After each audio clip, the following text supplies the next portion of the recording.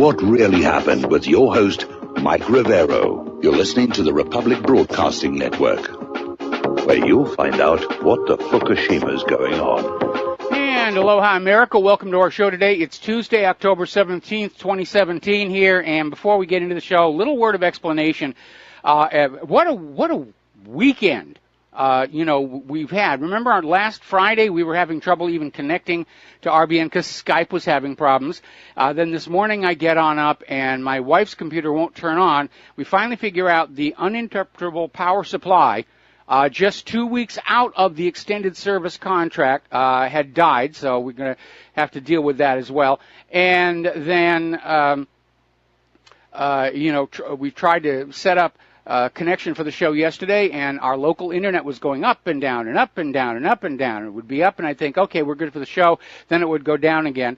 So when I called John Stadmiller on the cell phone, the regular cell phone system, could not get through. Took multiple tries before I could finally get to him and say, you need to get to Mike and tell him to do a best of show. It really feels like the entire country is just falling apart.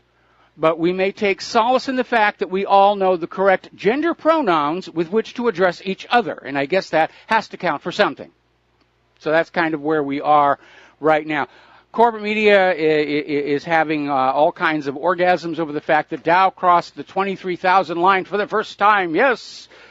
And you understand that when they treat the stock market numbers like a sporting score, that's a bad sign. So I'm waiting to see the little cheerleaders out there in their gold lame outfits and their pom-poms just cheering it on. But the stock market is totally disconnected from the regular economy. And even stock market experts are saying, I have no idea what's going on. It shouldn't be doing this. Well, it's being manipulated. So that's what's going on with there. Anyway, getting on back to business here. The phone lines are open, 800-313-9443. Mike is in our control room, twiddling our dials, trying to deal with issues from Skype and everything else that's going south on us, and ready to answer the phone when you call on in. As a matter of fact, we've actually got a caller already waiting on the line. So we're going to go to Ralph in Toronto. Aloha, Ralph. Welcome to the show. What's on your mind? Well, hi there. So nothing quite says cover-up like somebody actually retroactively adjusting government databases. Yes. So I was looking at this shooter in Vegas, and it was said he had 2 airplanes. I can actually find 1 airplane that he owned, and I can tell a lot about a person by the kind of airplane they own. Well, his was an SR-20. Okay. Which is a small single-engine airplane. The interesting thing was, of course, all airplanes are identified by an N number. Yes. And this airplane the N number was once used on a Cessna 150 for about 3 or 4 years until it was retired. And then people, when they register a new airplane, can go on and pick up that N number for their airplane. So he picked up that one. Well, what's interesting is that airplane, after he sold it, all those records exist, but after he sold it, it actually ended up in the possession of a company that does defense contracting in Virginia. Mm-hmm. They only work for the Defense Department. They were flying it around. You might say, well, that could be just a coincidence. But the interesting thing is that there's all these sidebar databases. So when you file an IFR flight plan, a program called FlightAware, it picks up your flight, destination and source, and all the points along in between. And this flight, a couple of years earlier, had been logged by this defense company. So they were actually in possession of the airplane and flying it around. And magically now, all the records to do with this aircraft has disappeared, and the only thing you can find is that old Cessna 150 record from years ago. So that somebody actually went into the FAA database and deleted those transactions, and there's no sign of that N number now at all. Well, it certainly fits the pattern that we've seen emerging about this story, and we're going to have more about Las Vegas further on in the show. More and more people are coming forward and saying it just doesn't work. We had somebody send in this video about an audio analysis of the video taken by the taxi driver showing that most of it follows the normal pattern of close gunfire, echo, but there's a couple of echoes in there for which there is no close gunfire. That right there says there was, in fact, a second shooter quite a distance away from the Mandalay Bay Hotel, And a lot of people are saying that there are these two very narrow sky towers, and they're shut down. They're not open to the public anymore. They're right next door to the concert venue, and there may have been a shooter in there. So anyway, Ralph, thank you for the update on the... Well, it is one last thing. Okay. It is reassuring to the gun control people that the Mandalay Bay is a gun-free zone. So I guess that keeps us all safe. It absolutely worked. Absolutely worked here. Yeah, we confirmed that it was a gun-free zone, which again begs the question of how this guy got all these, or how whoever's really behind this got all of these guns up to that room on the 32nd floor with all the TV cameras and everything around there, unless it was a government operation. And again, we're now starting to see indications that the owners of the Mandalay Bay and MGM Entertainment were dumping their stock weeks before this all happened. So they knew something was going to happen. Something was going on, okay? Well, we're listening in Canada, Mike. It's a great show, and we're listening up here in the north. All right. Well, thank you very much. Canada's a lovely place, and Claire and I used to visit there on a regular basis when we lived in Washington State. Beautiful, beautiful anthropology museum there in Vancouver. Ralph, we're going to let you go. We're going to take a moment here to do a shout-out to our on-air affiliates who are just now rejoining our network. Getting on to more contemporary news about politics here. Do you remember the company Fusion GPS? This was the opposition research firm responsible for overseeing the creation of the infamous Trump dossier that was written by this British spy, Christopher Steele. And they have been subpoenaed by the Congress to come on in and explain just how this information all came to be in there, given that virtually all of it has now been completely discredited. And so these three co-founders of Fusion GPS are simply saying, we refuse to comply. We will not honor the subpoena ordered by the House Intelligence Committee, Chairman David Nunes. And that's from a letter from their attorneys. Well, I think it might be time to send the whatever congressional law officers are there, slap the handcuffs on them. But it's obvious something's going on there. Did you see how everything's a big cover-up?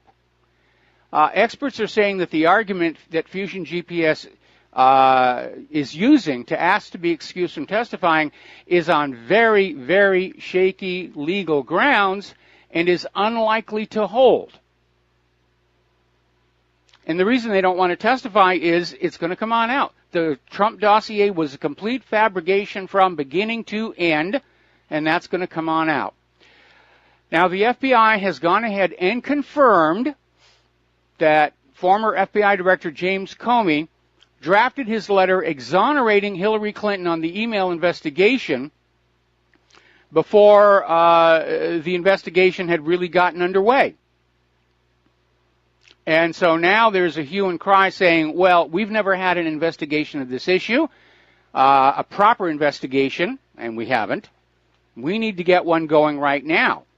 But again, if I am correct as to what was going on with that email server and the Clinton Foundation, that is a scandal that could bring the entire government down. But it's time to push on this story. It is really, really time to push on this one. Over at Judicial Watch, their president, Tom Fitton, is saying somebody knowingly withheld documents on this Clinton-Lynch tarmac meeting, because over the weekend you had the FBI coming out and say, oh, we found all these papers about the meeting here. That's obstruction of justice right there. So they're going to be looking more into that. And the timing of that meeting and the subsequent handing of a get-out-of-jail-free card to Hillary, the timing is just a little too cute. And this idea that they just met at this airport on the other end of the country to talk about their grandchildren and other such nonsense, no. It's not holding up. They're acting like there's a big secret there that they're trying to keep the lid on. Meanwhile, back over at Judicial Watch, the State Department has revealed that there were 2,800 Huma Abedin government documents on Anthony Weiner's laptop. And there's going to be a hearing about that matter in 2 days, on Thursday. Now remember, much of these documents are classified information. They should not have been outside a secure government computer system. Certainly not on this laptop being shared with Anthony Sexting Weiner, who's wide open to blackmail. Is extraordinarily careless and reckless. And remember, under Title 18, wrong intent, criminal intent, is not required. Negligence is a Title 18 violation that you can, and in this case of Huma Abedin, should go to jail for. Now, somebody over at the FBI is really starting to act like we think the FBI should be doing.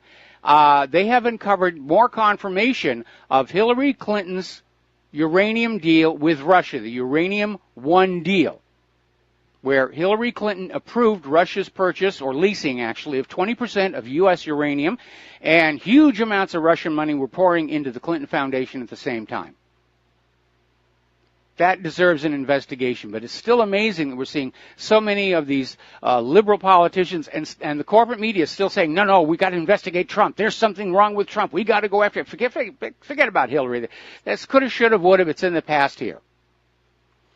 Now, one of the things that bothers me about Hillary is she's out there making a lot of public appearances. She's doing book signings. She's doing TV interviews. And she apparently was down there in Australia giving a TV interview as part of her worldwide book tour, and basically came on out describing Comey and Assange, saying he shivved me, which, if you don't know the slang for that, means you stab somebody in the back, with an improvised knife or a switchblade. That's what a shiv is. And so Clinton is still out there trying to portray Assange as a tool of Russian intelligence, and scoffed at the idea that he is a champion of free speech and freedom of information, and is out there saying, we need to ask why he felt he needed to do this.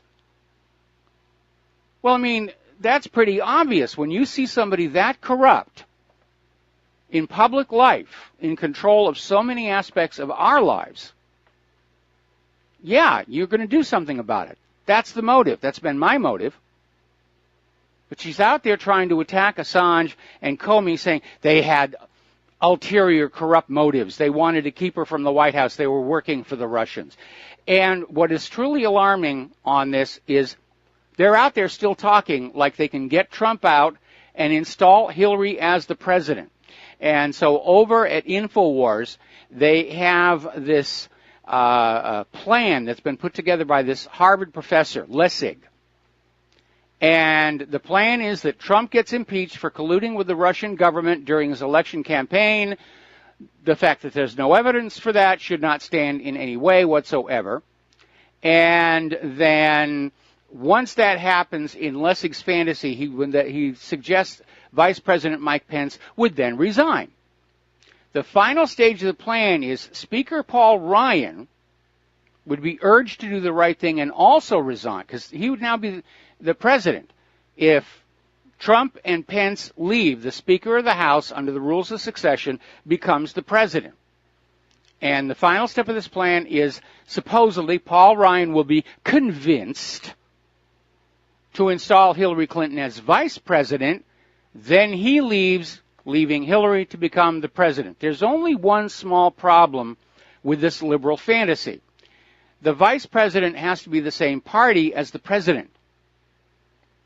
Would Hillary be willing to change parties to get that Oval Office? Yeah, she probably would. But they're caught up in this fantasy. We're almost a year after that election. And Hillary is still dreaming of finding some way she's going to take that White House. Because in her mind, she worked hard for it, she cheated for it, she murdered people for it, and by golly, she's owed it. So, now, the journalist who basically broke the Panama Papers story was killed on Monday in a car bomb near her home. Daphne Gorana Galizia died on Monday afternoon when her car, a Peugeot 108, was destroyed by a powerful explosive device which blew the car into several pieces and threw the debris into a nearby field. Sounds like something was installed on the bottom of the car here. And obviously everybody who lost the tax sheltering in the Panama Papers had reason to be angry with her. So did the Clintons, who knew and did business with many of those people who were outed in this expose. So if the Clintons are tangled up in this mess, then the official conclusion will be that Daphne Galizia blew herself up in a fit of depression. She was just so depressed, she couldn't deal with it anymore, so she bombed her own car. All right, let's grab a phone call from Peter in Los Angeles. Aloha. Welcome to the show. What's on your mind? Mike, wanted to talk about what you're talking about right now, the whole thing with the Russiagate and trying to get Trump out and so on. And I think from the very beginning, as we all know, that Nixon was driven out of office for breaking into the Watergate office and basically undermining democracy and so on. And they can't let that out. Neither can the intelligence services. And Russia makes a really good whipping boy for both the military-industrial complex, the neocons, the intelligence services, and the left. So yeah, that's what Russia is. Russia's the villain. Everything bad that's going on, it's Russia's fault. You know, Hillary's email, it's Russia's fault. Russia was hacking it. And it's getting tiresome in the extreme to see them going on about all this Russia bashing. And frankly, I'm just flat out sick of it. I'm tired of hearing this nonsense because we know it's nonsense. We know it is nonsense. So. Yeah, well, you're absolutely in agreement. But again, like I said, if the full enormity of what they have been doing were to come on out, and we're talking about all the way back 30 years to Arkansas, when you have that government-sanctioned drug running going on, yeah, that would bring the whole government down. And that's why even some of Hillary's worst enemies, they're struggling to keep this story under control because they want to keep their jobs. They like their cushy, very highly paid government jobs. They get to order other people around, tell them what to do. And, yeah, we're looking at the dark heart of the narcocracy, the reality of what our government is, a crime organization. Peter, we have to let you go. We'll be right back. Aloha, America. Welcome back to the show. And as you know, Trump has issued a new revised travel ban. And once again, here in Hawaii, U.S. District Judge Derek Watson has issued a stay, or an order blocking most of the newest travel ban. The only countries that he said it's okay to impose the ban on are Venezuela and North Korea, who have lots of reasons not to like us. But apparently the state of Hawaii, along with a Honolulu mosque, its imam, and 2 state residents who've got family in the affected areas, are basically arguing, you can't do this. It's going to harm us. And they're saying that it's going to hurt Hawaii's state university system, which has students, professors, and visitors from the bloc countries. Well, they're already here. They're not going to be impacted by this thing. As well as the Hawaii tourism industry. Well, to be very honest, I've lived here for a lot of years. We don't get a lot of tourism from those countries on the ban list. Most of our tourism comes from Asia and the U.S. mainland. But less and less of that because nobody wants to get groped up by the TSA. So this is just plain liberal tit for tat. And it really is a lot of nonsense to see all these people trying to block the travel ban, knowing full well that the president has this authority, that previous presidents have used this authority without any kind of complication or backlash, and that any action that appears to support illegal immigrants or refugees is a Title VIII violation. And if I were Donald Trump, I'd be thinking seriously about escalating this up, ramping it up. Don't want him to lose his temper, because losing your temper is a bad thing when you're a president and you've got access to all those weapons. But this nonsense of open borders has gone on way too long. Way too long. Flags, You see people protesting about the football that speak out against the people. The revolution's happening now. This is the first step. But well, I don't have a problem with this kind of a revolution. It's virtual. It's in cyberspace. My argument is with those who are calling up the show or sending me emails saying it's time for a violent revolution. And no, I do not agree that it is time for a violent revolution for two very practical reasons. The American people are waking up. They are not ready to fight a revolution. And the other side is, if there's one thing the U.S. government can actually do well, it's kill people. And they won't hesitate to kill 25% of the American population to ensure the remaining 75% remain loyal slaves. In the past, now he's telling me that kids are rolling their eyes and then teachers are getting frustrated because they're not really getting the point across like they used to. That's another part of the revolution. Yeah, we definitely have. Anyway, listen, I'm sorry to cut you off, Steve, but we got to take another commercial break. We'll be right back. And aloha, America. Welcome back to our show. We're going to take a quick phone call here. Steve in Florida. Aloha. Welcome to the show. What's on your mind? Steve in Florida, are you there? Oh, there you go. I didn't hear you, Mike. Hey, Mike, Walmart. And I noticed that the Walmarts are going towards automation. So I talked to one of the workers there, the employees there, and he told me this in confidence. He said they were told within 1 to 1.5 years, all the Walmarts would be 100% automated. So there would be no more checker girls anymore to ring up your items. So I walked through and I noticed they had 50 checkout lanes. Only 10 were manned by actual people. Everybody was scanning their own items and bagging up their own items. So I said to the guy, you realize with this total automation, you are eliminating the need for you as an employee. And he said, he kind of looked at me puzzled, and he said, well, a few of us will be working. And I said, you're eliminating the need for you.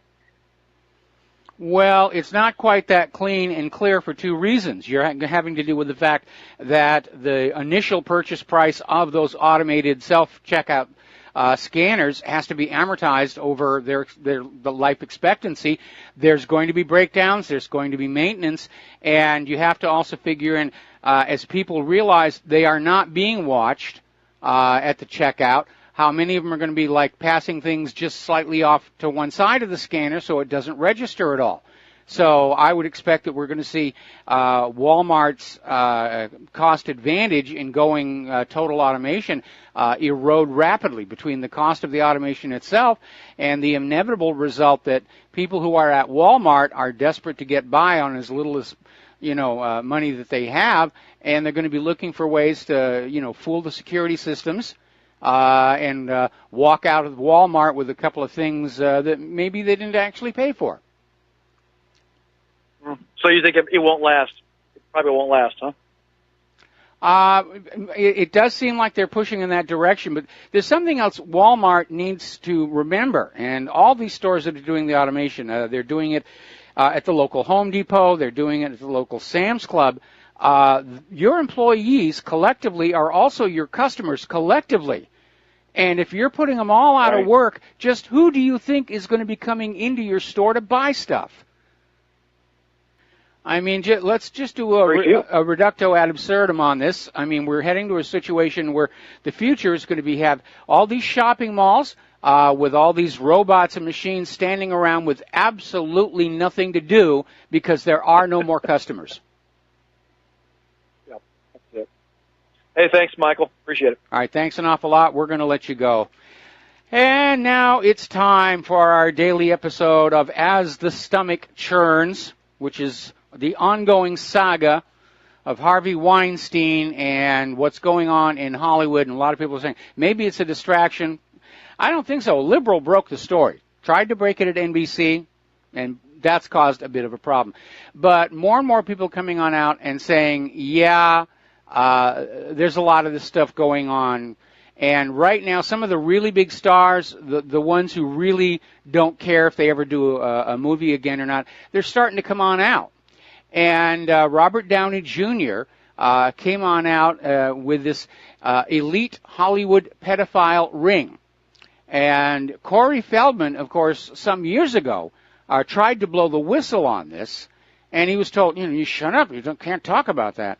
So Robert Downey Jr.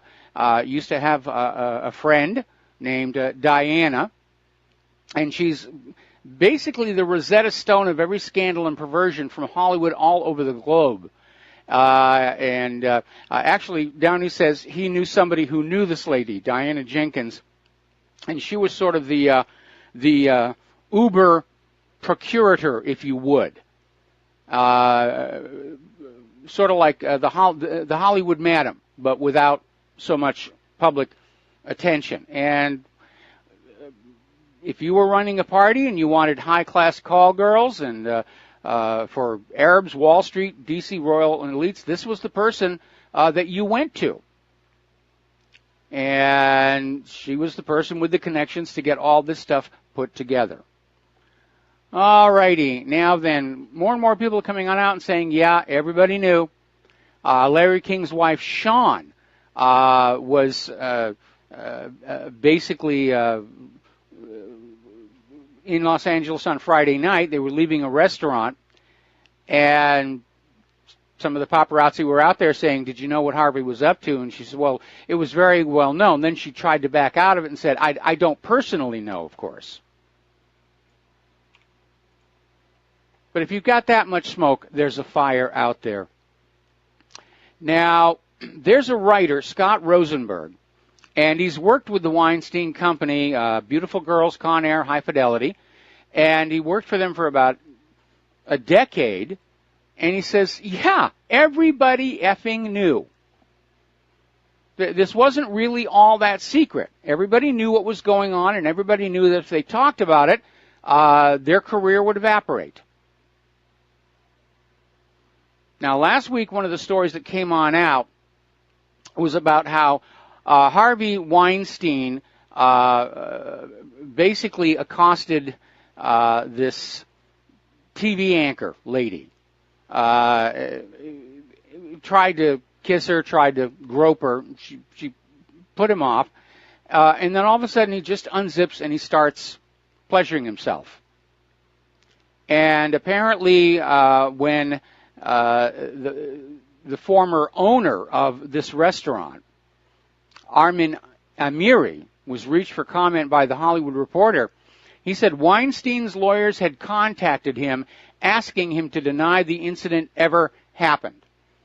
And Armin not only did not go along with it, he basically said the original story was mistaken in one aspect only. It wasn't a plant pot he used for his release. It was an actual cooking pot, which I wonder how everybody who had dinner in that restaurant after that night might have felt about that. And Hillary Clinton is out there screaming about, well, this is, white male privilege, like Donald Trump. She's trying to draw some kind of a connection between Donald Trump's reputation for being flirtatious with Harvey Weinstein's outright grab and rape. And, Trump is rich and handsome, unlike Weinstein. Trump doesn't need to attack women. Women are throwing themselves at him. There's a big difference there. But the real issue is that it's a much better alignment to contrast the active sexual predation of Harvey Weinstein with that of Hillary's husband, Bill Clinton, who has been accused of rape and various other assaults through the years. And Hillary gets all huffy about that and says, well, that's just so far in the past, you shouldn't talk about that anymore. Well, a lot of what's coming out about Weinstein happened in the past. But Hillary's out there with a double standard. She's trying to use Weinstein to tarnish Donald Trump. It's not sticking. It's flashing back onto Bill and the fact that Hillary herself ran the bimbo squad. That every time a woman came forward, Hillary and her people would just destroy her credibility, tarnish her in the media. And apparently that's how Harvey's lawyer is going to try and deal with the current situation. Oh, who are you going to believe? Me, a big, rich Hollywood mega producer, or that bimbo over there, that actress? Just trying to use my name to become famous. Not really. Some of these people are well-known, bankable names. It's not like they need the publicity. All right, we're going to take a break from this story because the phone lines are loading up here. So real quick, we're going to talk to Sherry in Fredericksburg. Aloha. Welcome to the show. What's on your mind? Hi, Mike. I called about my cell phone dropping calls and why I think all this stuff is happening, but I also have something to say about what you're talking about right now. Yep. I worked in L.A. for 6 years, really, and the big names that weren't talked about is Bill Cosby. Yes. And he came up later, and Arthur Godfrey before him. But it was my understanding, and this is kind of work, because I had a friend that wrote for Photoplay, and she had her own column, and so she was always looking for news. And it was like what went around the business, what went on in the business stayed in the business. You've talked about this before because of this code of ethics. They're kind of like cops. We're all out just to keep our job. It's not a code of ethics. It's box office. These scandals come on out. Okay. You know, people start staying at home. They don't go to the theaters. They don't buy the DVDs. They don't rent the downloadable form. Look what's happening with the NFL. I mean, even though that thing is all dying down, their audience, those stadiums are now empty. And the same thing happens to Hollywood when one of these scandals breaks. Yeah, this is the thing. This is why it's such a big deal that this guy's being brought down, because this is a big change in direction, and it's never been like this before. And so it's kind of a really big deal when you look back in hindsight from back in the 60s when I was there. It's like you don't talk about it outside of the business, but boy, we all sure talked about it in the business, you know. Yes, this is neat that it's now dragged out to the open. What I want to say about cell phones, I'm dropping these calls. I want to stop right here. Stop right here. Just give me a second because I want to respond to what you just said. Okay. This is not a unique moment. Okay, there have been scandals in Hollywood before that came on out. And they get talked about, and of course the media's job is to tamp them down and let them fade into history and never bring them up again. The David Begelman scandal is a good one. The Hollywood Madam scandal was a good one. I mean, this goes all the way back to Fatty Arbuckle, that these things are happening, and they're all bad for the box office. And everybody who either works for the industry or has invested in the industry, they want these stories to go away. Yeah, the Madam, really, they never did publish her little book, though. But I know about Arbuckle. You're right about that one, and I'm not sure who the other guy is, but it seems like that to me. Because before it was like, you know, we talked about this stuff, but we just wouldn't, you know, it would never show up in any publications for sure. But this is, you're right, it's not 100%, but it feels like a big deal to me. And I'm happy for it. As a dancer, though, if you can't do the work, they don't want you. And if you get to know the choreographers and you do a really good job, they send you telegrams. We want you in our show. You know. Yes. This is the nice thing about having been a dancer. But anyway, my cell phone. I think that many government monopolies these days are running on scams. You know, I've had these cell phone things dropped, and I think it makes me have to call back and use more minutes, because I only use my cell phone for long distance or if I need it in town, and that's it. Can we slow down here a little bit, because you're going from subject to subject and not giving me a chance to respond here. Part of the problem with the cell phones is that the newer, more advanced cell phones, they've got software problems right out of the box. Apple has just released iOS 11.0.3, which we installed over the weekend. Still has not cleared the problem I have with the email badge. But what's really going on is that the cell phone providers, they're trying to maximize the profit from their existing cell systems. And even though more and more people are buying cell phones, the companies aren't adding bandwidth to those towers. And so what's going on is you're having difficulty connecting with a nearby tower for a clear signal. It will go on out and try and connect you with another tower that may be further away where you're not going to get a good signal. And here in my home, we don't have good cell phone coverage. And this is probably a big part of why yesterday when I was trying to reach John Stadmiller about our internet being down, we just had so much trouble. Everyone's cutting corners way too much. There's no resiliency or margin for error in the system, and it does feel like the entire infrastructure, technology of the United States is starting to fall apart. All right, now back to Walmart. Check out, and I won't do business with any establishment that will refuse cash. Period. End of discussion. Right. And we all need to take a hard line. End of discussion. Sherry, we got to let you go. Take a break for commercials. Thanks. Over the last couple of decades, we have seen the working class America, just crushed down to bare survival.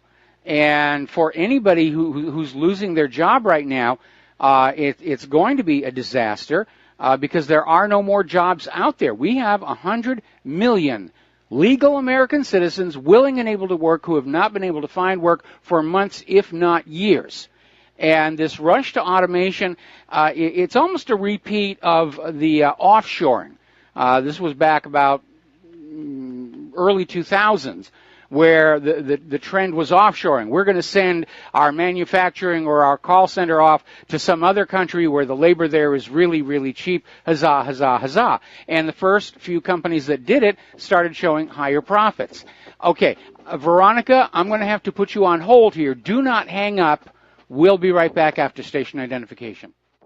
And aloha, America. Welcome back to the show here. We're talking with Veronica, and we're talking about this push toward automation to make the bottom line at brick-and-mortar retailers look a lot better. I think it's going to backfire horribly for the same reason that the offshoring craze backfired. Where the first few companies that started, shutting down their own domestic manufacturing and ordering from overseas started showing a high profit, and so everybody said, "Oh, we're going to do this. We're going to do this." And then the problem was that all of these working class people were out of work, and they couldn't buy the products that were being sold, no matter how inexpensive they were. And it was really the beginning of the retail Mageddon we are still seeing to this very day. And it seems like they haven't learned from their mistakes, and we're not getting sound guidance from the federal government on this, but it's a repeat of the same disaster. They're going to be firing people, putting in robots and scanners and all the rest of it, and they're going to stand around scratching their head wondering why nobody's coming into their stores anymore. And I want to get back onto the main focus here. It looks like Wally in... I guess that's Nebraska? New Brunswick. Okay, Wally in New Brunswick. I guess you want to talk about automated checkouts too. Well, again, they're making the systems more and more complicated, which makes them more prone to failure. I remember a couple of weeks ago at our local Safeway, and Claire and I are always commenting, everybody's using credit cards or EBT cards or whatever it is. That system broke down in the Safeway. And they couldn't take credit, debit, or EBT. And everybody's standing around just furious because they wanted to get their groceries and go home and feed their kids. And Claire and I walked through the checkout line, paid cash, and we're out of there. And it's this cashless society is not for our benefit. It's for the benefit of our masters, the bankers. And I think we should oppose it. And we should actively oppose the automation of the retail shopping space with the knowledge that every one of those automated scanning platforms represents a human losing a job. Okay. Yeah, some of them do that around here too, but the smaller ones do it the old-fashioned way. They're the ones that I love the smaller markets here. Anyway, Wally, we're going to let you go. I want to clear up these phone lines and get on back to the news. Okay. And aloha, America. Welcome back to the show here. And stepping back to that first commercial presentation about the need for donations to support all of our work out here, the phone number at Republic Broadcasting where you can call, grab a pencil. There will be a quiz next period. The phone number is 800-724-2719, extension 3. Now, the postal address, and by the way, all of this is at the republicbroadcasting.org website. The address is RBN 2251 Double Creek Drive. That's in Round Rock, Texas, 78664. And we are in a war. And the money junkies are at war with everybody else. Because as much as they've got, they don't feel that we should be allowed to have the little bit that we still have. They want it all. They're convinced that whatever imaginary playmate they think lives up there in the sky wants them to have all of the wealth of the world. And they're acting to make that a reality. And that's why we're all standing up to oppose them. And as John said in the break, it is at great risk. And that's just a reality we all have to live with and accept. All right, moving on to some lighter things here. You know, I'm seeing a real problem out there between these laws saying that you have to show a photo ID to buy alcohol, colliding with these automated teller machines. Rather automated checkout machines. How are you going to have to show them the ID? Is it going to scan it and read it to make sure that you can, in fact, buy the alcohol legally? And if so, are they going to be saving those scans of your driver's license, state IDs? And if they are doing that, does that run the risk of hackers breaking on in and stealing all those images of driver's license for nefarious purposes? So, now, we're getting on back to Harvey Weinstein. It's not going to go away, and we don't want it to go away.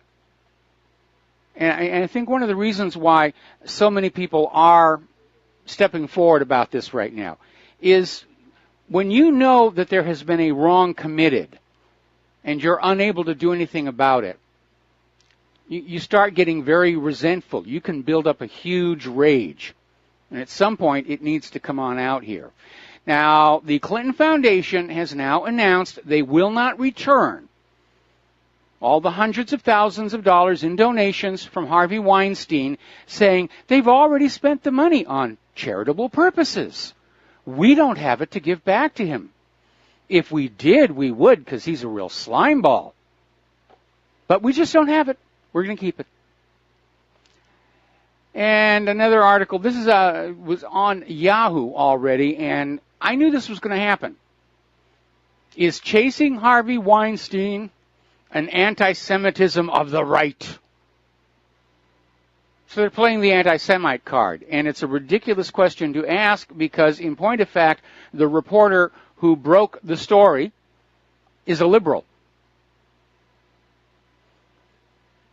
So Reese Witherspoon has come forward to say she was assaulted by a director when she was 16, just starting in the industry. Won't name him. I guess she wants to hang on to her career. But it is coming on out. Now, over at NBC, Noah Oppenheimer is under pressure to either apologize or resign for spiking those Weinstein exposés and forcing the reporter to take them over to the New York Times.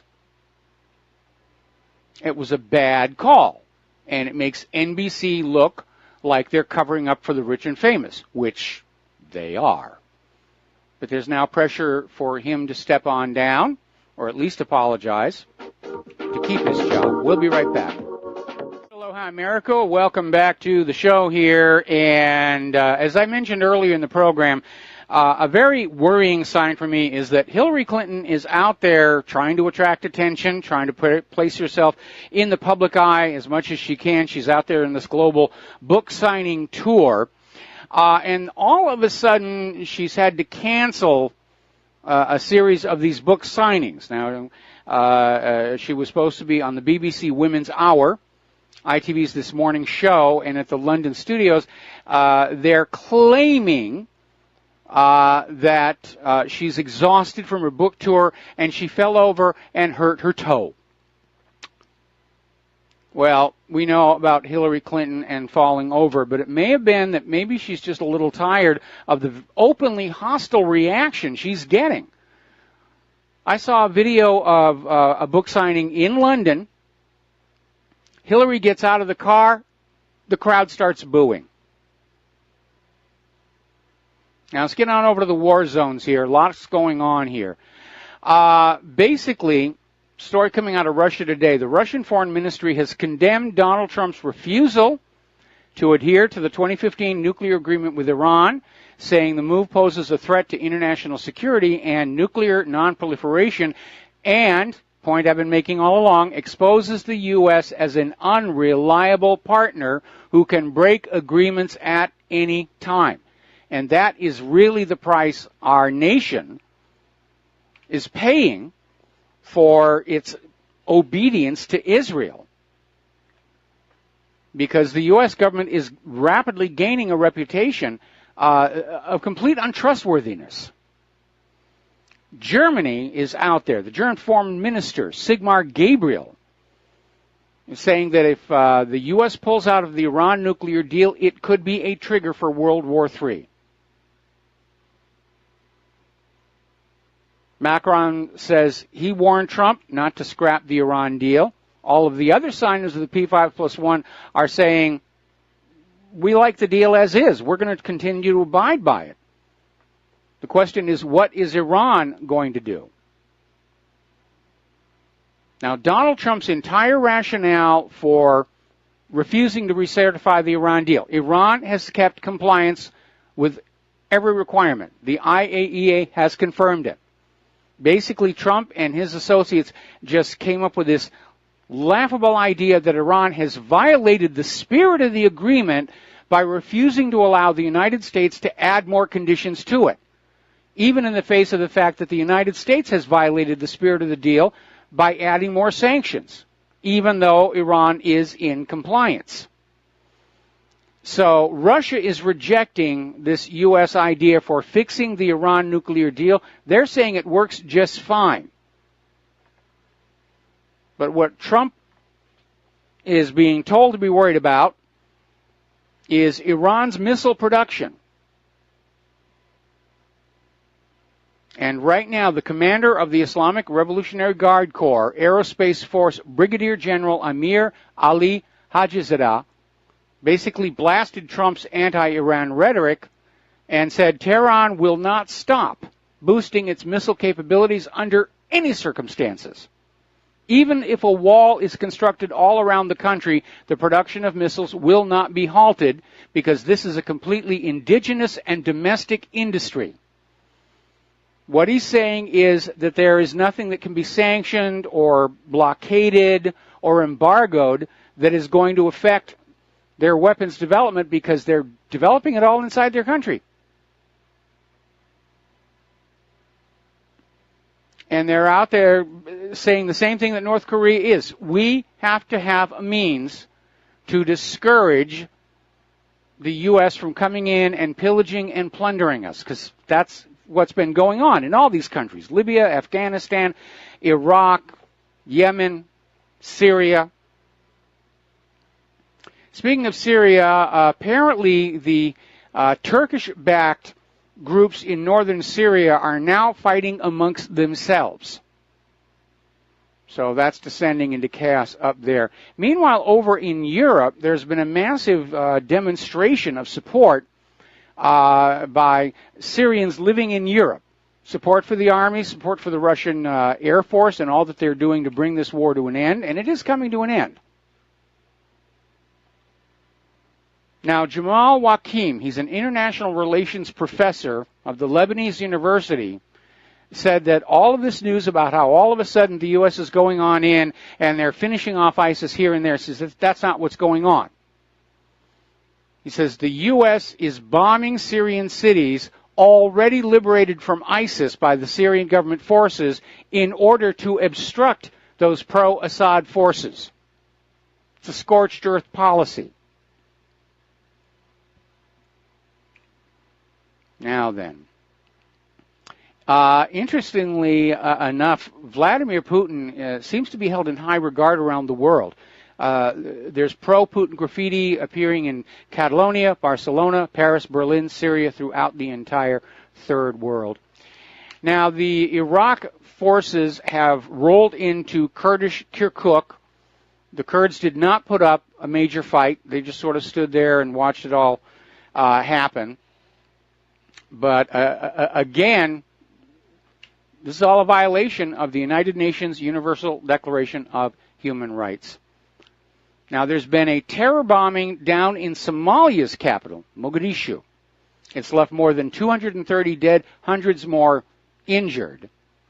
And what was really interesting about this article that was over in circa.com was this comment about how this may require the U.S.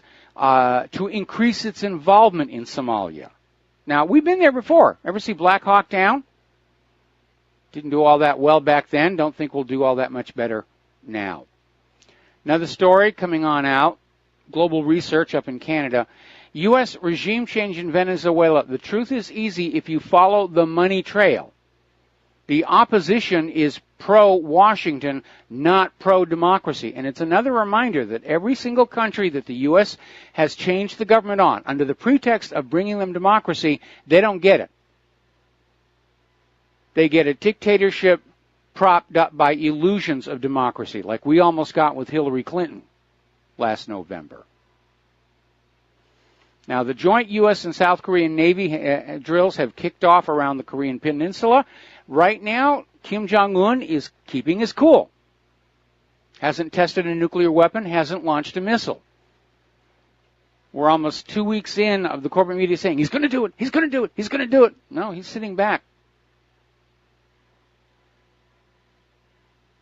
Now, North Korea is out there saying that one mistake and we're going to have a nuclear war. But they don't want to be the ones to start it. Meanwhile, the U.S., for some reason, has announced that they're sending a special forces decapitation team to South Korea to be ready to move into North Korea should the need arise, like a convenient false flag attack. All right. Meanwhile, North Korea, since they're taking all the heat for supposedly partnering with Iran, which both North Korea and Iran have denied, but I guess the thinking is, look, if they're going to treat us like that anyway, maybe we should align. And North Korea has extended an invitation to Iran to struggle together against the United States' unfair steps. I think that would be a really, really good thing to get done. Apparently, not sure about that one. Okay, here's a bit of an embarrassment. As you know, a while back, Israel uncorked on a Syrian anti-air battery, claiming that Syria had shot at them but had not hit anything. And then they returned home. And then there was this weird story that appeared a couple of days later about how one of Israel's F-35s had suffered a massive bird strike which rendered the plane unflyable. No photos were provided. Well, now Syria's come on out and said that their radar data is showing that the Syrian Defense Forces used an S-200 missile against the F-35. And the S-200 is the most advanced long-range anti-aircraft system operated by the Syrian military. But it's old-fashioned. It goes back to the Soviet era. And so here you have a stunning embarrassment where the U.S. latest state-of-the-art jet, the F-35, gets shot down by a Soviet-era missile.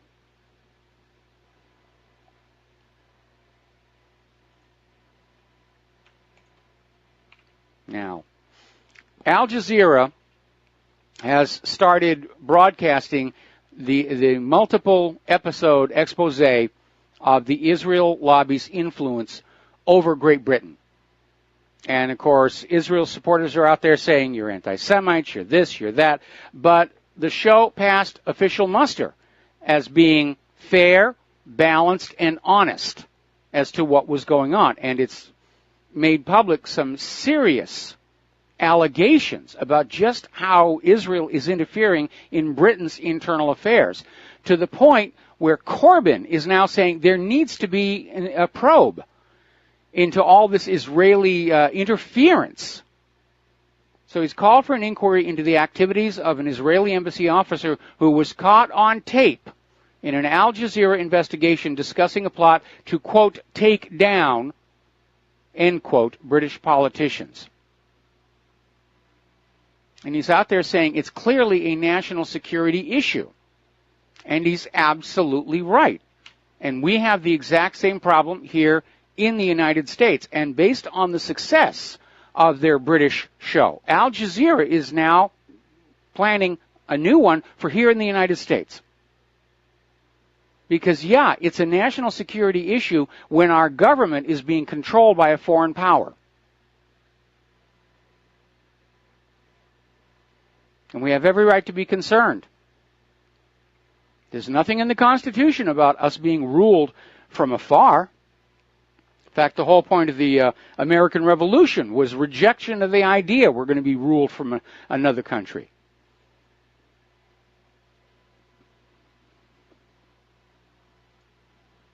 And I'm sure AIPAC's going to fight this tooth and nail. But if Al Jazeera is listening to this, let's see, I'm trying to remember the lady, Cynthia McKinney. Got to talk to Cynthia McKinney. She has felt the wrath of the Israeli lobby in this country.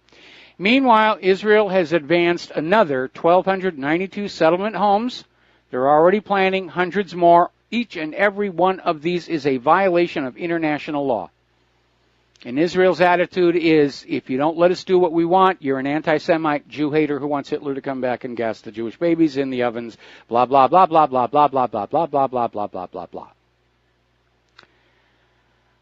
Now, interestingly enough, Iraq has called for setting up a joint Tehran-Baghdad bank to increase financial and economic exchanges between the two neighboring states. What a long way they've come since the U.S.-sponsored Iraq-Iran war. And I can see exactly what's happening here. By having direct trade can't be sanctioned, can't be interfered with.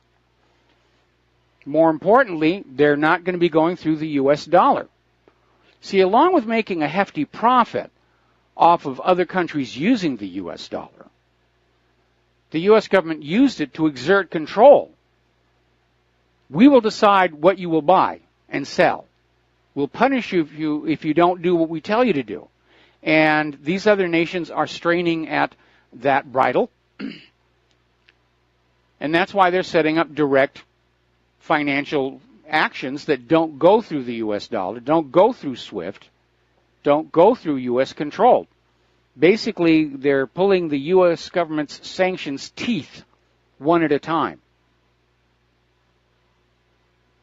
And it sends another signal that Baghdad is not all that happy with the continued American presence in their country. It does feel like the rest of the world has just reached the point of being totally fed up with the U.S. government. Now, apparently over in Great Britain, they're trying out the concept of a universal credit system. And apparently a benefits case worker has blown the whistle in the Independent, saying that in point of fact, this universal credit system is so underfunded, they're turning away people who are living in abject poverty, who have children to feed and can't feed them. So it's a program that looks good in the media. It makes it look like the government's trying to deal with the mass poverty and the hunger, but they're not actually doing it.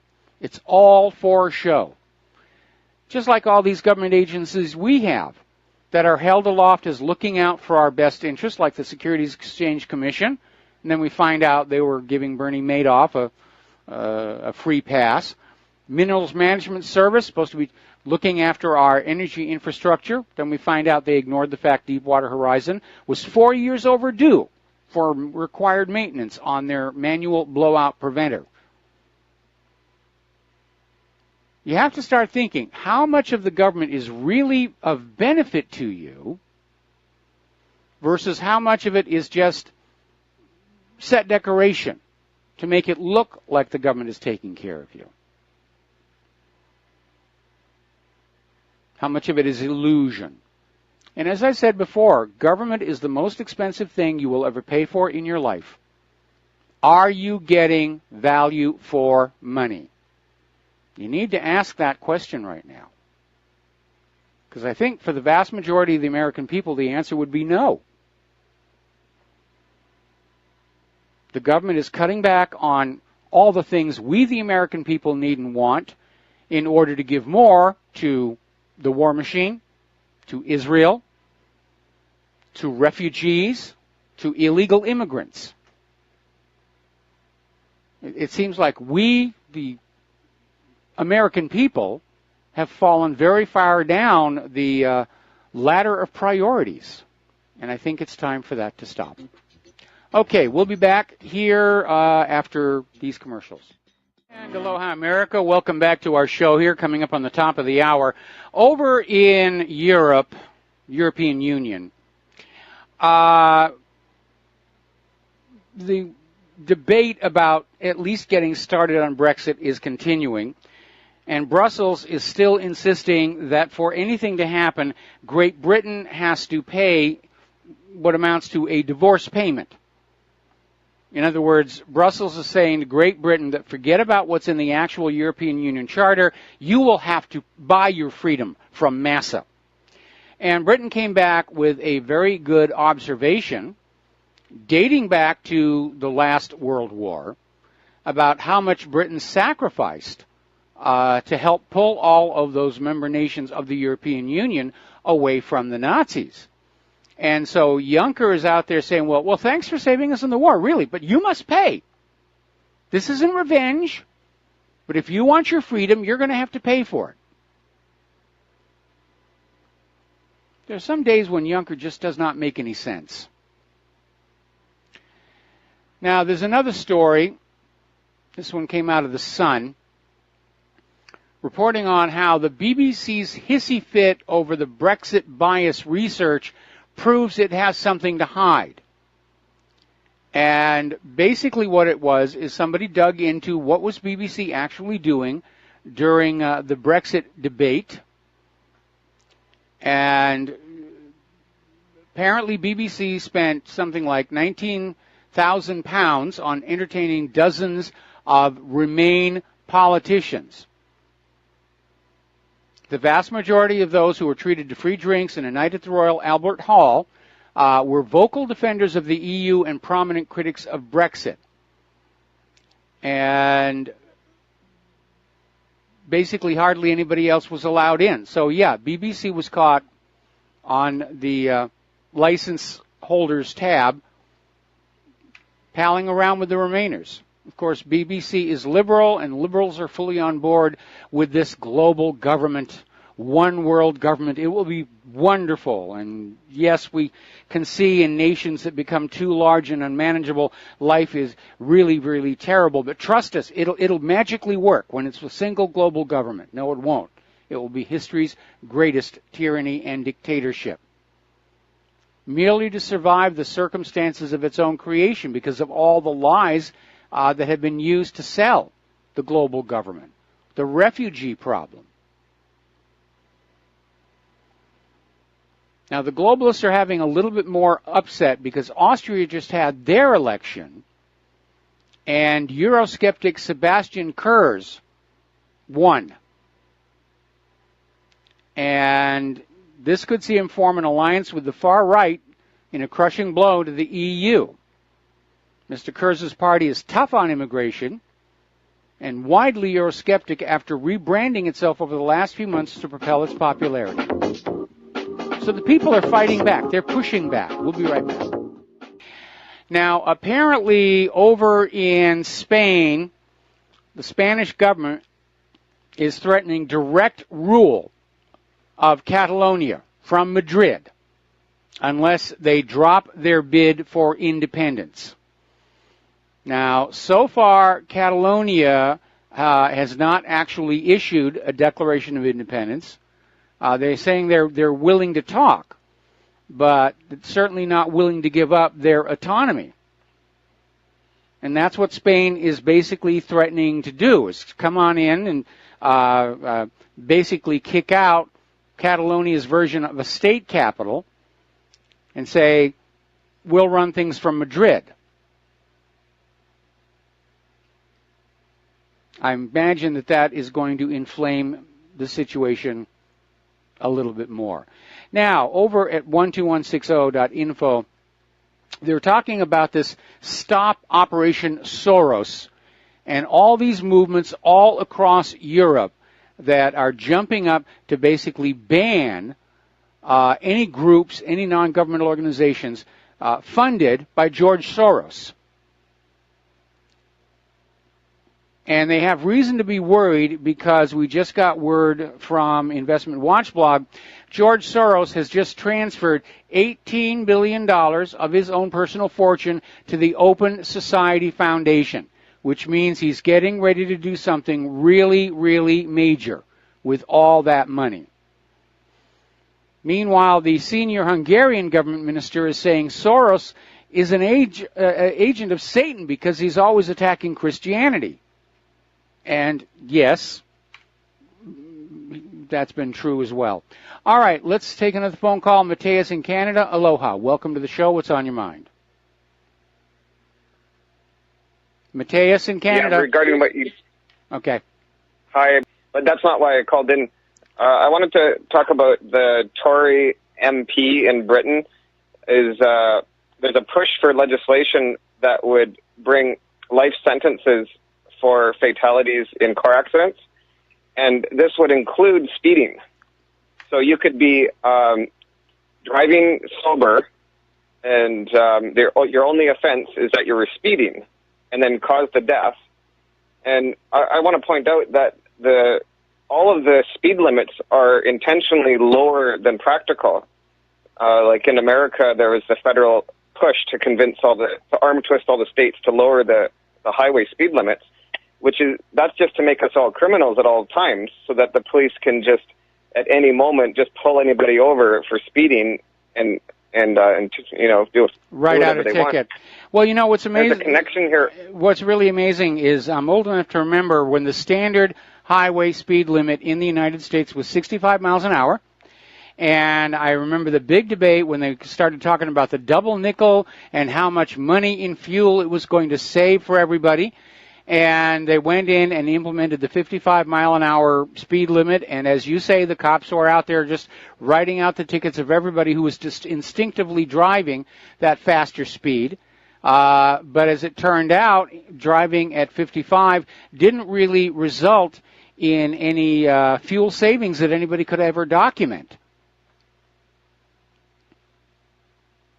Yeah, it just results in the government just being able to just at will mess with us.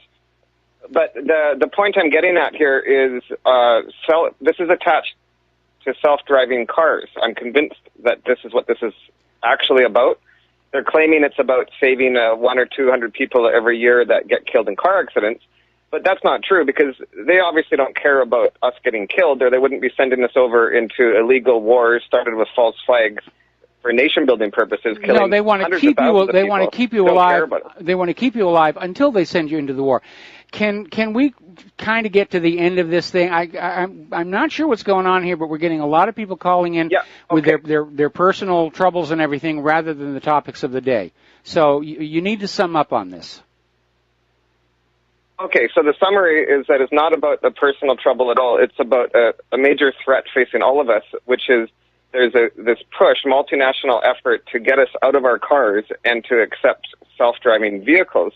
And by passing legislation that could put you in jail for life, by making a driver error with a regular vehicle, what they're going to do is they're going to say, well, you'll have no liability if you just give up your vehicle, accept a robot federal pod, then you won't go to jail if you kill someone. And that's my only point, is that I just want to point out that the ulterior motive here, in my opinion, is part of the agenda of pushing self-driving vehicles. It's a major threat to our liberties. We know, well, certainly the manufacturers of self-driving vehicles, they're looking forward to high sales. We know the globalists, the agenda used to be Agenda 21, now it's Agenda 30. They do want people out of personal transportation and using mass transportation, trains and buses and so forth and so on. As far as the issue of offering you no liability, it's never going to happen. The insurance companies are absolutely not going to go along with that. They're going to be pushing, saying even in a self-driving car, we'll give you a discount if a self-driving car, but driving insurance is still mandated. Anyway, listen, we're going to let you go, and thank you for the phone call. And once again, we will get on back to the news. Now, do you remember Jack Yantis was a rancher? Was killed 2 years ago after one of his 2,500-pound bulls was hit by a car and charged emergency crews on a highway just north of the tiny town of Council in west central Idaho. Yantis arrived with a rifle just as deputies decided to put down the animal.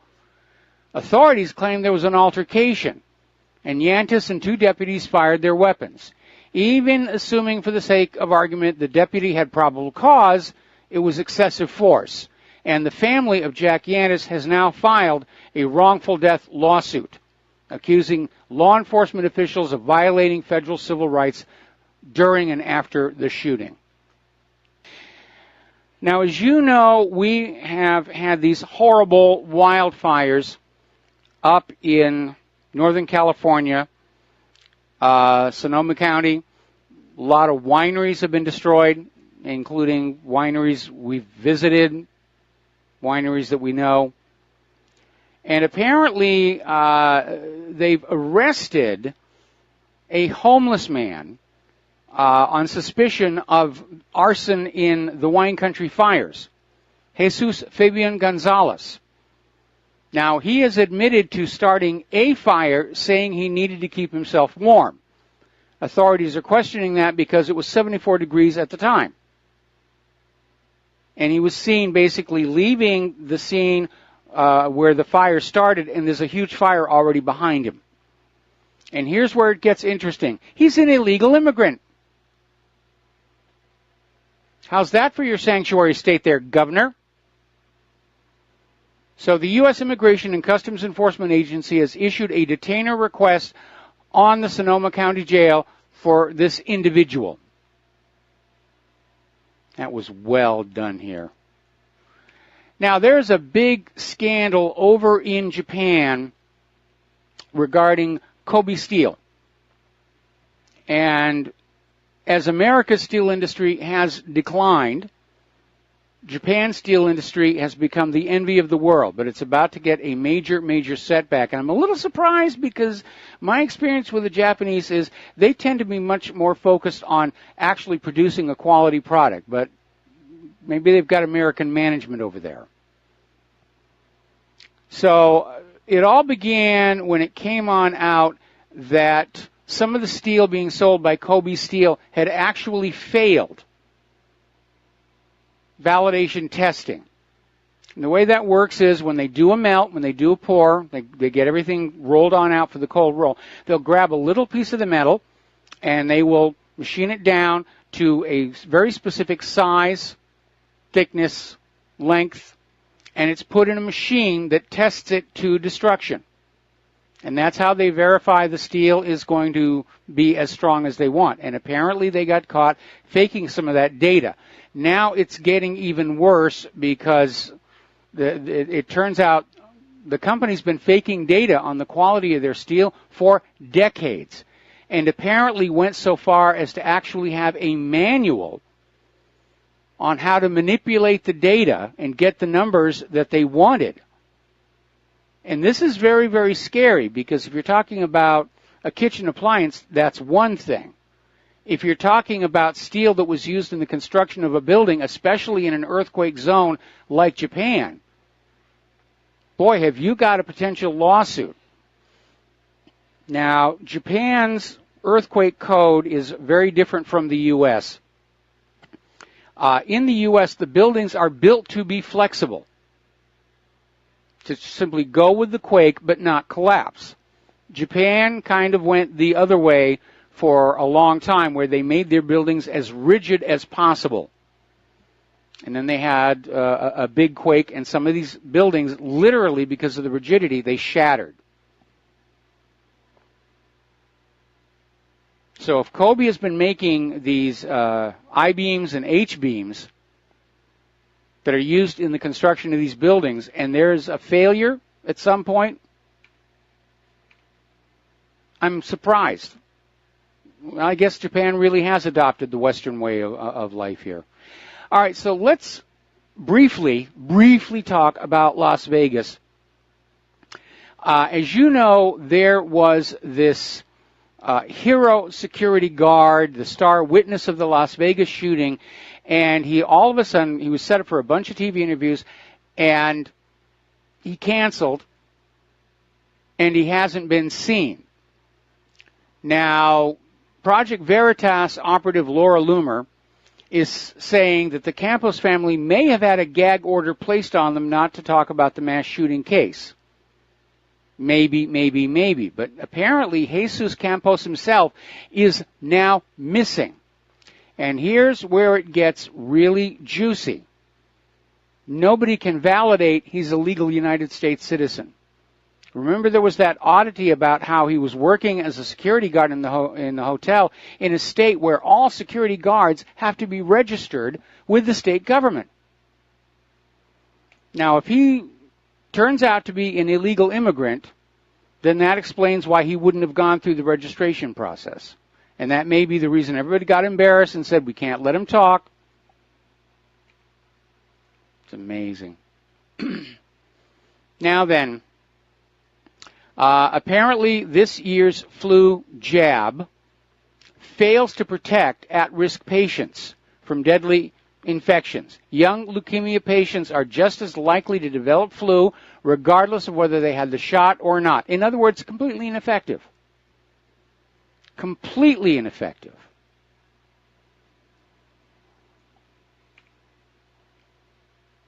Even more embarrassing, the CDC is now confirming that between the years 1955 and 1963, over 98 million Americans were given the polio vaccine that was contaminated with a known cancer-causing virus called simian volutating virus 40. And there was a huge surge in cancer immediately after that period of time. Cigarettes got the blame. I'm starting to wonder, were they being scapegoated? Did the vaccine industry have that kind of clout even back then to take down big tobacco? Certainly worth talking about, thinking about. We'll be right back. Aloha, America. Welcome back to the show here. We're talking about science and health issues for the remainder of our program. Apparently, there is an oncologist out there who is saying that women should dye their hair no more than 6 times a year. Apparently, these hair dye products are now seen as being cancer-causing. Maybe that's why the whole world is going crazy. We're just literally bathing in all these synthetic chemical compounds. And some of them have psychoactive effects. I mean, I go out there and some of these stories I read and I say, how can people behave like this? There's another story running around here about how Congress has its own in-building pharmacy, and apparently they get truckloads of stuff every single day, which would go a long way to explaining the behavior of our government. Now, here's another story. This came out of Natural News. Apparently, there's been a study done down in Mississippi, and they're now saying there is enough evidence that vaccines can contribute to the onset of type 1 diabetes, in addition to the other health problems we've already covered. As the National Vaccine Information Center reports, doctors first started noticing signs of trouble all the way back in 1949. And at that time, doctors reported that children who received the pertussis vaccine, which is now part of the DPT shot, had issues with maintaining normal blood glucose levels. And again, according to the National Vaccine Information Center, research conducted with mice confirmed that the pertussis vaccine would cause type 1 diabetes. And yet they want to just make it all mandatory. The state will decide what vaccines you'll get. The police will come in and hold your kid down while they stick a needle in him. Another report coming out of Natural News. Medical study conducted at the Ohio State University Wexner Medical Center found that women who received flu vaccines had a weakened immune system response in subsequent years. So what do the pharmacies tell you? Oh, get that flu shot every single year. Every single year. So the lead researcher on the study, Lisa Christian, PhD, concluded growing evidence shows that those who received a flu shot in the prior year have lower antibody responses in the current year. These chemicals are not making your immune system stronger, they're making it weaker.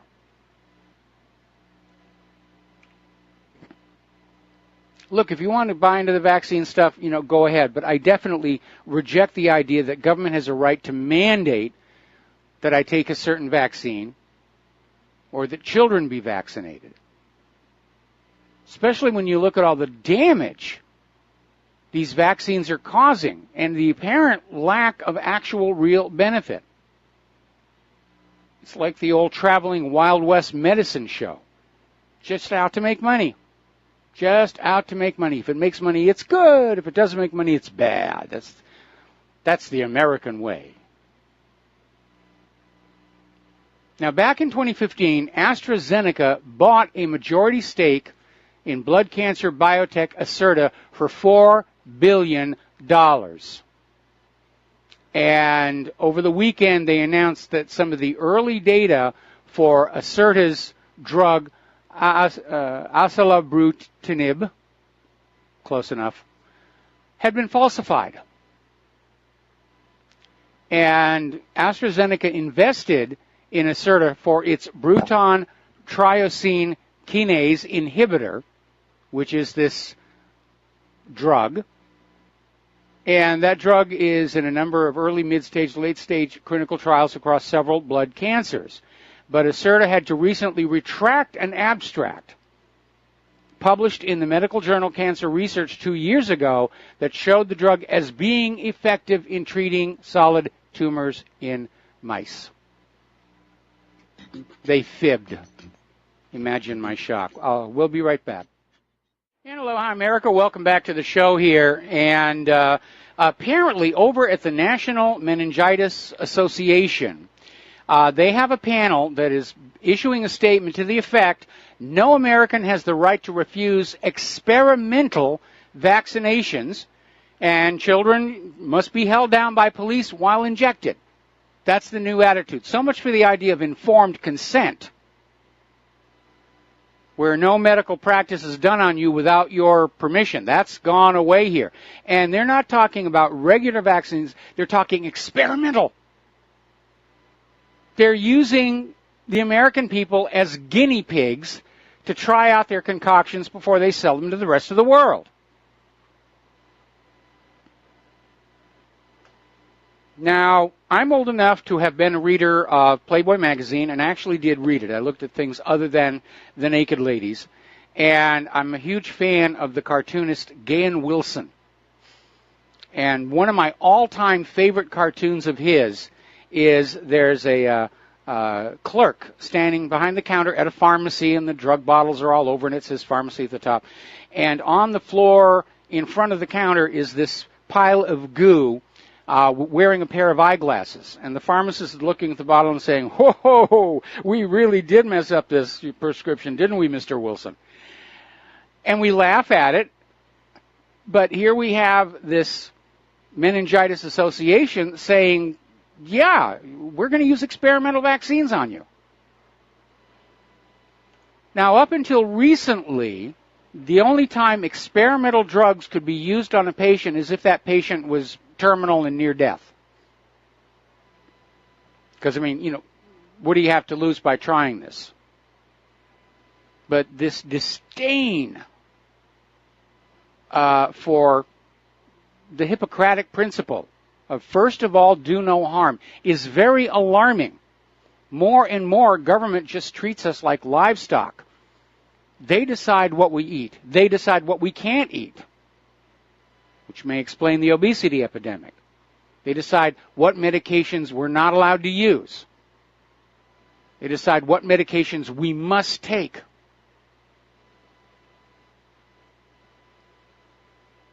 It's nasty. Let's take a phone call here. Andy in Texas, aloha. Welcome to the show. What's on your mind? Aloha, Michael. Well, just hearing you, it's kind of my comment has changed a little bit, but I'll get to what I was calling about. I mean, this is really pathetic to a point where our government can actually start telling us we have to put things in our body and whatnot, and they found a legal pathway to make that, validated. So people who see these courtrooms, like that woman who got 10 days or something for not vaccinating her child, they found a legal pathway to force your child to take something you don't want your child to take. So that's beside the point. But here's what I really called about. We've got this legality thing here. It's funny how the laws only apply to us little people. Those of us who don't have no statue, we don't have anything to stand on, a pedestal or anything. We can't defend ourselves. And yet these people, when the Constitution applies to them, the Constitution is in full effect.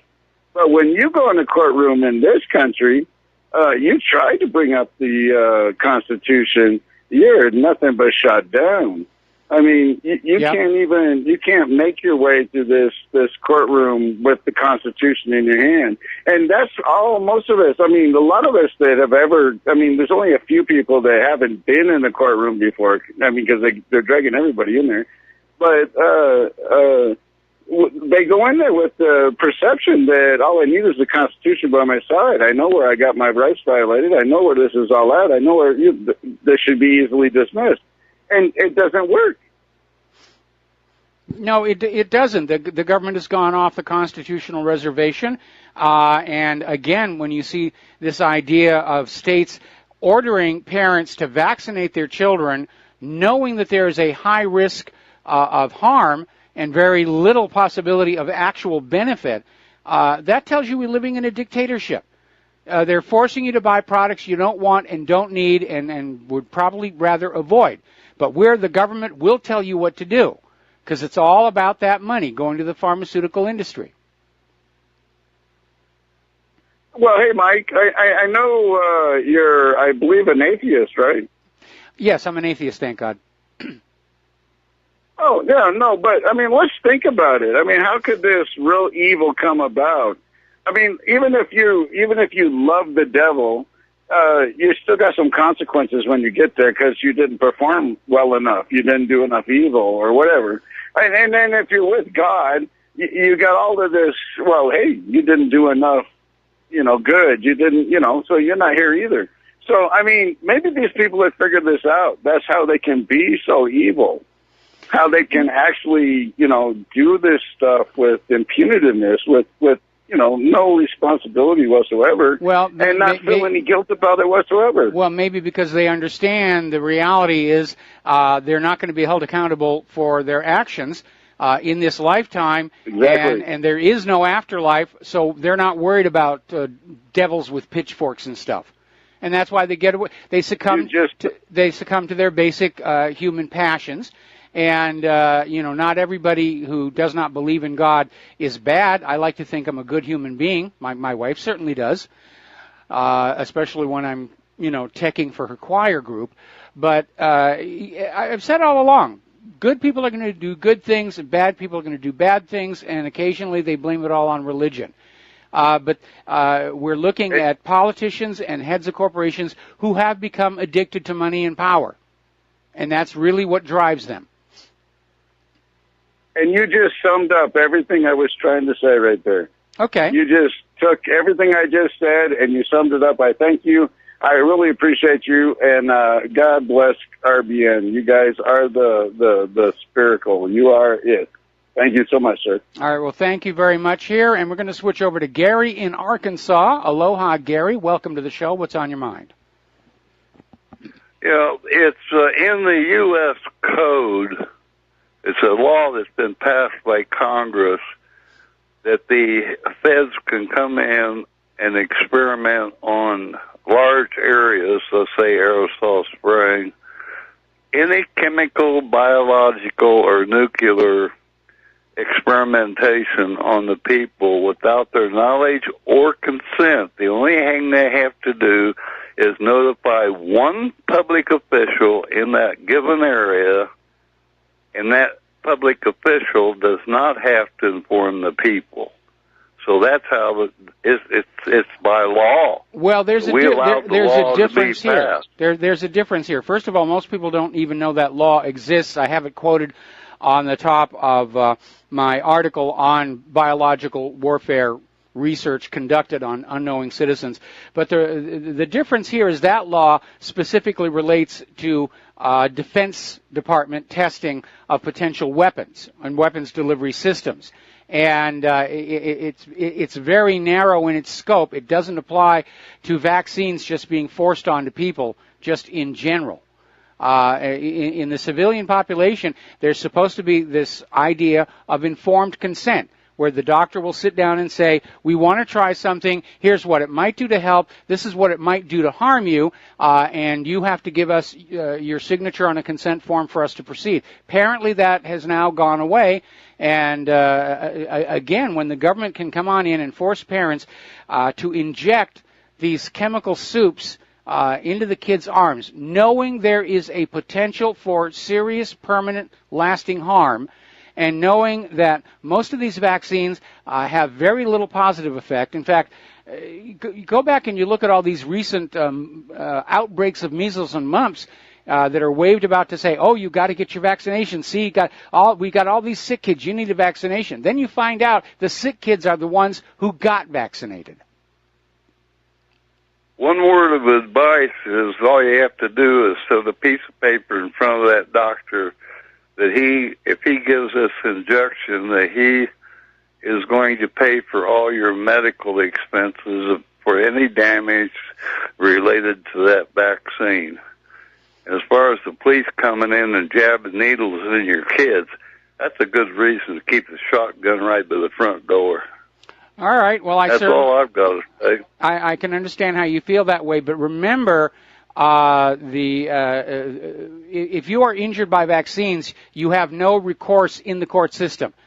The vaccine manufacturers are indemnified by provision written into the Homeland Security Act. If you think you've been injured by a vaccine, you're supposed to go to the Vaccine Injury Court, which turns down most of the requests. No, you sue the doctor. Turns down most of the requests on the basis of this admitted fraudulent CDC document saying there's no link between vaccines and autism. Okay? Well, that's not provable. Look at the Amish; they don't have autism because they don't vaccinate. I'll talk to you later. All right, Bye. Thanks an awful lot. I remember a few years ago where an Amish kid came down with autism, and the pro-vaxxers were out there saying, see, even the Amish get autism. It's not linked to the vaccines. And then it came on out that this kid had been adopted by his Amish parents, and prior to his adoption had been fully vaccinated. See, we're all dominated by the money. The money has taken on a life and a mind of its own. And all it wants is more money. Any way it can get it. All right, another phone call. Al in Canada, aloha. Welcome to the show. What's on your mind? Al, oh, there you are. The autism thing. Yep, I'm here. The autism thing. There was a story on the CBC yesterday about researchers in the University of British Columbia that did a paper linking aluminum and vaccines to autism in mice. And it was pulled because one of the co-authors claimed that the figures in the study were deliberately altered. So he hadn't realized until after allegations of data manipulation surfaced online. So what really happened? Yeah. Well, we do know. We all know that aluminum is a neurotoxin. Yes. It is scary to think about how many things are put in these vaccines, injected into our children's bodies that are known to be harmful. Peanut oil is used as a vaccine adjuvant, leads to peanut anaphylaxis. Aluminum, definitely neurotoxic. In fact, a lot of evidence linking aluminum to the eventual development of Alzheimer's. It's like this whole forced vaccination is to make us all permanently chronically ill so that the medical industrial establishment can profit off of us during our entire miserable, wretched lives. It's a $2 trillion industry in the United States, Mike. Yeah. Right? It's over half, it's over 10% of your GDP. Well, there's a reason, like in the United States compared to Canada, let's just say with labor law, we go out like outrageously out of hand with safety, like job safety, right? Yes. And I know this for a fact because people from America have been up here and has said, this is ridiculous. And I said, you have to remember something. We pay for our own health care here. The taxpayer. We pay for our own health care. It's in our best interest to stay healthy. And yet, this sort of stuff comes out. And what happens if, it's like if they get a jab and it hits the vein and it goes right into your bloodstream? That can definitely happen. Has happened. Yeah. I remember back. It has happened to me. Back when I did, I used to donate blood on a regular basis because I have a rare blood type. And I remember the last time I went over there, they had this amateur on the needle who just kept jabbing and jabbing and saying, whoa, that's a slippery vein you got there. And in the process, basically damaged the vein to where I had blood lividity all up and down this arm. And I never even really got to donate that day. I just reached a point and said, okay, Captain Ahab, I'm out of here. And it really was a bit of a mess. Okay? You have a slippery vein, and apparently people have slippery discs. More nonsense. Yeah. All right. Anyway, I appreciate your time, Mike, but, that story was out there, and it's just like, wow, how did that get stifled? But we know it's money. It's like exactly it's the money. Exactly these super large pharmaceutical corporations or genetic corporations, they've got enough money where they can buy the media, buy the public relations, buy the politicians, and it has led us into this dystopian society where, again, we're not allowed to make any decisions about our own body. The government will make the decisions for us, and the goal appears to make us constant, perpetual, chronic customers of the medical industrial complex. They don't want us healthy. If all Americans got healthy, the entire system would collapse. And so, in that context, I'm not surprised to find out that mandatory vaccines contain chemicals that can lead to type 1 diabetes. Because treating diabetes, that's big money. So, it's perpetual. That's exactly right. Nobody wants a cure. They want treatments. They want you chronically ill under treatment. Got it. Okay? All right, we're going to let you go. Thank you very much. We're about running out of time here. And apparently there is a story that came out of the Daily Mail in Great Britain researchers are now saying that magic mushrooms, psilocybin, can actually reset the brains of depressed patients. That after going through the psilocybin experience, they found that these areas of the brain reintegrated and became more stable. And most participants felt immediate and continued relief from their depression.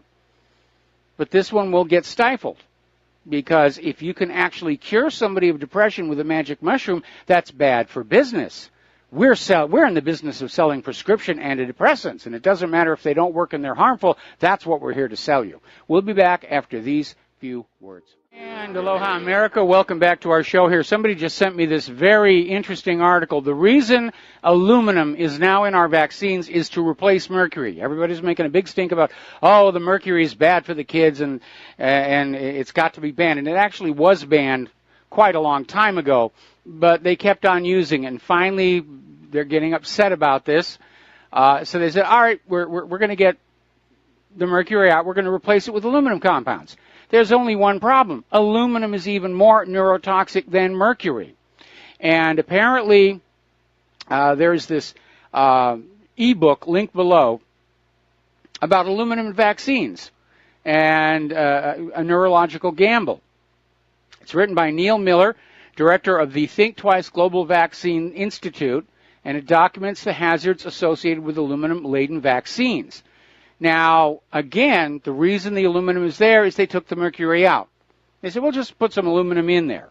But right now, it's a huge assault on the body. 2-month-old babies now receive 1,225 micrograms of aluminum from their vaccines. This is 50 times the safety levels declared by FDA, CDC, and so forth. They just want the parents to play Russian roulette with their children, because if the kids are brain damaged and they can't get elected to the Congress, that grand old asylum for the aged and infirmed, they're going to require a lot of care. Care that will cost money. We have to stop thinking of doctors and hospitals as concerned for our well-being. They're there to make a fast buck. They need us to be chronically ill. They want us to be sick and never, ever get well, so that we will give them our money and our obedience. We have a very close friend who is nearing the end, dealing with cancer. And everyone's saying he's not going to make it. He's got a DNR on his chart. And yet they're still out there pumping all these experimental chemicals into him. Will they work? Probably not. Do they cost a fortune? Yes.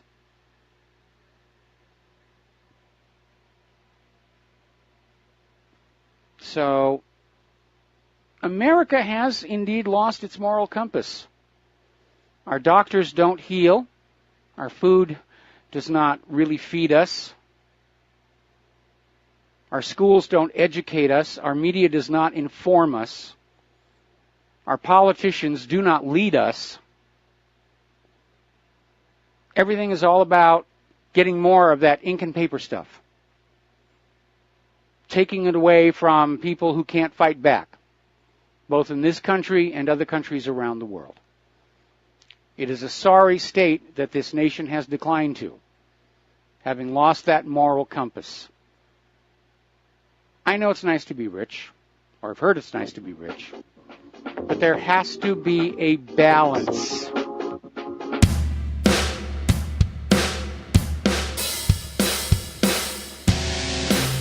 This is William, hopefully your favorite videographer from Two Hats Publishing. I hope you enjoyed this video. If you like it, please leave comments below, or like, follow, or subscribe to us and get notices of all our videos. We love it, even when you call.